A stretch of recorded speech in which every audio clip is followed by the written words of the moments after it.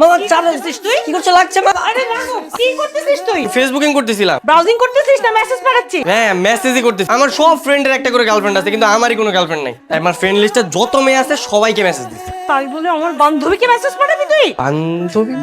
Hi baby, কেমন আছো তুমি? Are you single? Profile picture ছিল না তো, তাই গণহারে যাকে পেয়েছি মেসেজ দিছি। মান সম্মান আর কিছু রাখবি না না? হ্যাঁ বন্ধু বল। কাল স্বাধীনের মামার বিয়ে, আমি চলে আসি 12টার আগে। এই বাড়িতে মেয়ে থাকবে তো? ঠিক আছে, কালকে দেখা হবে। মানে বুঝলাম না এখানে কি হইতাছে, এটা কেমন বিয়ে আর কি? কেন বিয়ে সব কোনো সমস্যা? আর রাখো তোমার এর বাড়িতে গেট কি কখনো ছেলেরা ধরে? এখানে কি মেয়ে মানুষ নাই? নেন আপনি মিষ্টি খান।